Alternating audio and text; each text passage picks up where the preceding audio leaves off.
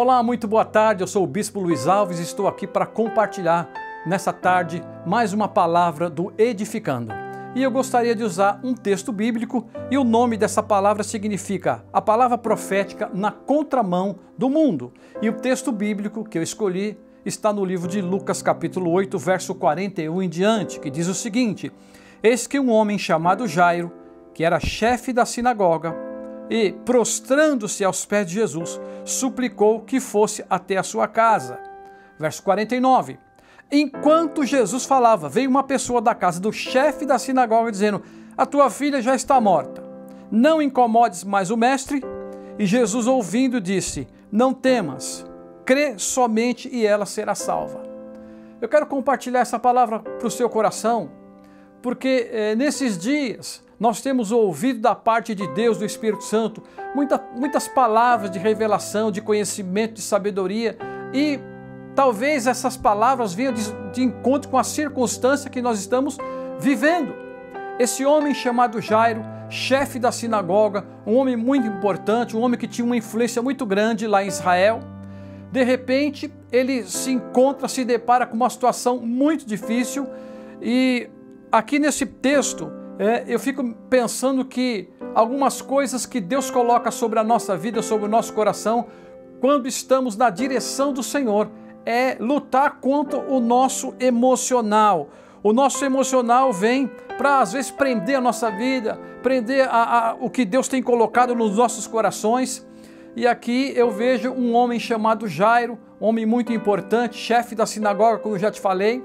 A filha dele estava numa situação muito difícil, muito doente, mas de repente ele vai procurar Jesus e a Bíblia diz que alguém lá da casa dele, encontrando-se com Jesus e com ele, disse assim: olha, agora não precisa mais incomodar Jesus porque a tua filha já morreu. E ali Jesus fala para ele assim: olha, não temas, crê somente. Então talvez eu quero dizer para você que está me assistindo nesse momento, talvez você já tenha ouvido tantas palavras, ou a respeito até da sua própria vida, do seu ministério, da sua casa, da sua família, da sua vida financeira, e alguém já disse para você: ó, para você acabou, para você não tem mais jeito, essas áreas da sua vida talvez esteja como a palavra que liberaram sobre a vida dele, a menina já morreu. Quem sabe alguém já disse para você: essa situação não tem mais jeito, essa situação não se reverte. Mas eu quero dizer para você a mesma coisa que Jesus disse para aquele homem: não temas, crê somente. Então tem alguns desafios nesse momento de crise, de palavras, que é contrário àquilo que nós cremos, que eu chamo isso aqui de desafio. Por exemplo, toma posse da palavra profética, toma posse da palavra de conhecimento, rompe com a incredulidade, porque tem coisas que vêm para aprisionar a nossa vida. E essa história narra a respeito de um homem que ele era religioso, ele era muito importante, ele só tinha uma filha. E como você sabe, todo judeu, pela tradição, eles querem ter muitos filhos. Mas esse homem, ele só tinha uma filha. E ter um filho só para o judeu é vergonha. Ele queria ter muitos, mas só tinha uma filha, e a Bíblia diz que essa que ele tinha já estava prestes a morrer. E aí ele precisava de um milagre. E ele, como chefe da sinagoga, talvez lá na sinagoga, ele não encontrou o milagre que ele procurava. Ele não procurou saída para o seu problema.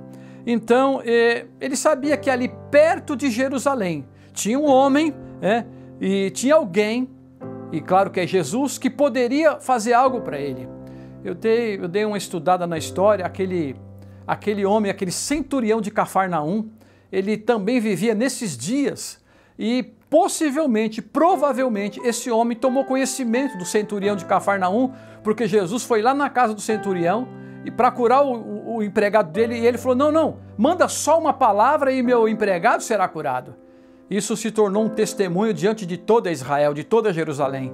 E muito provavelmente, esse homem, o chefe da sinagoga, também tomou conhecimento dessa situação, e ele falou: bom, eu vou procurar alguém que pode resolver esse problema. Mas esse homem também, ele tinha uma grande dificuldade na vida dele. Se ele fosse procurar Jesus, ele ia arrumar um problema com o lugar onde ele servia, porque ele era chefe da sinagoga.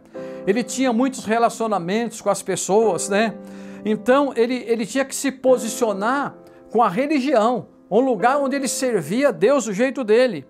Mas ele vai ter que romper com essa situação. Às vezes, nós temos que romper com a religiosidade, com a circunstância, com a nossa falta de fé, e enfrentar algumas coisas para encontrar o Senhor, para buscar o Senhor de todo o coração.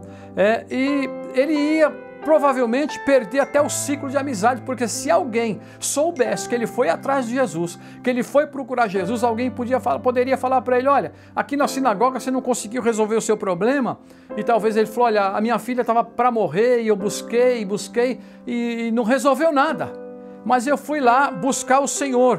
E eu digo para você, ele ia pagar um preço muito grande, porque ele ia perder amigos, perder fama, perder relacionamento, ele ia romper paradigma, ele tinha que romper, porque ele tinha que procurar Jesus. E foi quando acontece isso que eu te falei, quando ele vai procurar Jesus, quando ele já está no seu coração crendo que Jesus poderia resolver o problema dele, ele precisava exercer um testemunho de fé diante de Deus, diante das circunstâncias, e aparece aquela pessoa que era da igreja dele, que era da casa da onde ele servia. Ele falou: olha, eu trago uma notícia para você, não é uma notícia muito boa, mas a sua filha já morreu, ela está morta, não incomodes mais o mestre.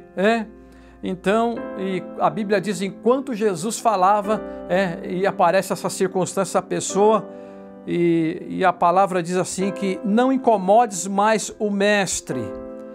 E aí ele fica pensando como é que ele vai enfrentar essa circunstância, como é que ele vai andar na contramão do mundo. Ele poderia voltar e falar: bom, então vamos preparar o velório, a menina está morta. Mas não, ele creu na palavra de Jesus. A palavra profética veio sobre a vida dele e ele segue com aquela palavra que veio sobre o coração dele. Então, eu quero dizer para você que muitas vezes nós precisamos nos empenhar, afinar o nosso coração na igreja, na nossa casa, no nosso hall de amigos, que eu sei que numa conversa como essa, Deus pode estar falando com você aí na sua casa. Como Sara, por exemplo, um dia, ela recebeu um diagnóstico de tantas circunstâncias e tinha passado tanto tempo e ela já tinha se convencido que nunca seria mãe. Mas um dia chega um homem de Deus, chega anjos ali, eu creio que representado pelas hostes celestiais, e liberou uma palavra sobre aquela mulher. Ela riu, ela deu uma risada e assim, eu acredito que ela riu da circunstância, porque ela já pensou: bom, eu sou velha, meu marido é velho, como é que eu vou gerar um filho? Mas aquela palavra profética, aquela palavra de revelação veio na contramão do mundo, dizendo que uma mulher velha, uma mulher que não tinha recursos para gerar um filho, mas Deus falou: eu sou o Deus do impossível, e Deus é o nosso Deus do impossível, não há impossíveis para Deus. E você que está me assistindo aí, crê nessa palavra. Eu não sei qual é o seu impossível, eu não sei qual é o problema, eu não sei o que você ouviu, eu não sei o que falaram para você, mas eu quero liberar uma palavra profética sobre a tua vida, sobre a tua casa, sobre o teu ministério, que o Senhor, Ele tem poder para cuidar de todas as coisas. O Senhor é aquele que pode fazer nova todas as coisas. Então, na questão de experimentar o milagre, a gente tem que entender e colocar toda a nossa fé, toda a nossa confiança em Deus. A Bíblia diz que sem fé é impossível agradar a Deus. Então, para agradar a Deus, eu tenho que fazer o seguinte: eu tenho que colocar o meu coração acima das circunstâncias, acima das dificuldades, como Sara. Na verdade, Sara não fez nada, ela nem creu, mas em Romanos 4,17 em diante ali, a Bíblia diz que Abraão creu contra a esperança.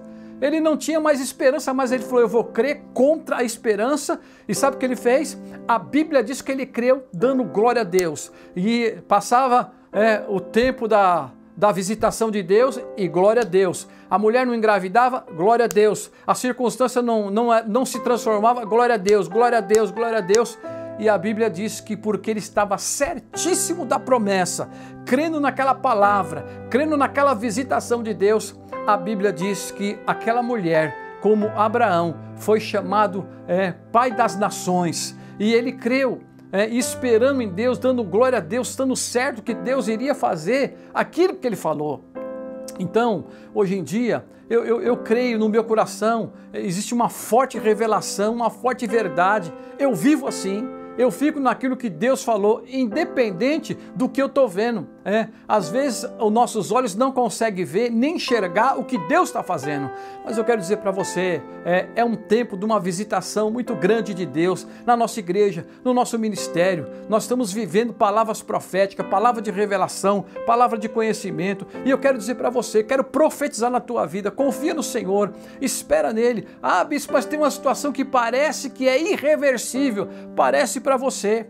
Parece para os homens, parece para os médicos, parece para os advogados, parece para tanta gente, mas eu digo para você, confia no Senhor, coloca a tua fé no Senhor, como Abraão fez. Abraão chega lá no Senhor e coloca a sua fé, ainda que demorasse tanto tempo como demorou, mas ele nunca desistiu. Eu quero dizer para você, não desista, coloca o seu coração no Senhor. E a Bíblia diz nessa história que Jesus chega lá na casa de Jairo, e tem já um cenário pronto, um velório pronto, gente chorando, e Jesus entra lá. A Bíblia diz que riam-se dele, porque ele falou, a menina não está morta, a menina só dorme. Eles começaram a rir de Jesus, mas Jesus entra lá nos aposentos e fala, olha, só o pai e a mãe da menina aqui, e Jesus começa a orar, e aquela situação se reverte. O que era morto, o que não tinha condição de se reverter, Jesus vai lá e reverte. Quero profetizar na tua vida.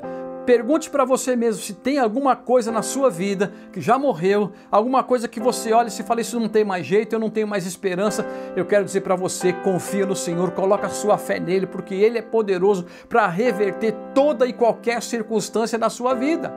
Ele pode transformar o choro em alegria. Deus estava falando comigo esses dias, que Deus é poderoso para transformar uma situação que alguém já disse que não pode ser transformada. Ele transforma quando ele entra na situação, quando nós clamamos o Senhor, quando nós convidamos a Ele para governar nossa vida, governar o nosso coração. Ele traz uma esperança. E a gente não fica tão ansioso, será que vai acontecer, será que não vai? Eu digo para vocês, se acontecer, glória a Deus, se não acontecer, glória a Deus também, mas eu vou debaixo da paz do Senhor, a paz de Deus que excede todo entendimento. Ele é poderoso para conduzir o meu coração e o teu coração. Jairo, ele rompeu com as circunstâncias, ele rompeu com aquele círculo que ele vivia, e ele foi atrás de Jesus. Ele foi atrás daquele que tinha poder para resolver aquela situação. Então, eu quero encerrar essa palavra declarando para você que se tem alguma coisa na tua vida que você percebe que não morreu, mas está morrendo, na tua vida, no teu ministério, eu digo para você que nessa tarde o Senhor pode tocar o teu coração, Ele pode te dar uma revelação e você retomar a sua vida, o seu ministério, tantas coisas que nós deixamos para trás. Pode ser na situação financeira, pode ser no seu ânimo. Deus quer renovar a nossa vida. Esse é o ano do renovo. E Deus precisa que você permita que Ele entre na tua vida e olhe para essa circunstância, e olhe para essa situação e creia. E pergunte para Ele, Senhor, o Senhor pode mudar essa situação? O Senhor pode mudar essa circunstância? E eu creio que você vai ouvir do Senhor, que você vai ouvir dEle. E Ele é poderoso para mudar esse quadro na sua vida. Eu me lembro quando eu era novo convertido, cheio de depressão, cheio de tristeza, cheio de vazio na minha vida. E um dia eu entrego a minha vida para o Senhor. Eu coloquei o meu coração nas mãos do Senhor. Mas eu sei que era da tristeza, eu recebi uma alegria muito grande. E eu percebi que naqueles dias era assim, foi algo que mudou a minha vida. Por quê? Porque eu confiei no Senhor. E sabe o que aconteceu? Poucos dias depois eu ouvi o Senhor dizendo assim para mim, eu não quero que você seja só uma pessoa alegre. Eu falei, não. Ele falou, não, eu quero que você seja transformado. Então você que está me ouvindo, eu quero dizer para você e profetizar na sua vida.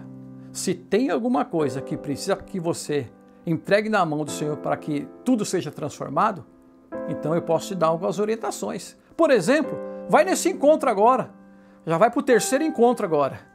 Meu irmão, e tem sido momentos sobrenaturais. Esse novo encontro tem tocado a vida de muita gente. Aliás, eu já fui 2 vezes e falei para o apóstolo João, pode me colocar aí na fila que eu vou de novo. Porque de todas as vezes que eu fui lá, eu fui tocado por Deus e eu saí impactado pelo poder de Deus. Por quê? Porque eu já ouvi coisas ali, da parte de Deus, da parte do Espírito Santo, que tem mudado a minha vida. Que tem me colocado na direção de Deus, andando na contramão do mundo. Meu irmão, se você andar no fluido do mundo, misericórdia. Mas eu quero te convidar para fazer como Abraão. certamente ele creu na promessa de Deus, ele creu naquilo que Deus tinha para a vida dele, e a vida dele foi mudada, e a vida dele foi transformada. Então eu quero dizer para você uma coisa que eu creio e que tenho falado nesses dias: confessar com a boca e crer no coração. Confessar com a boca e crer no coração.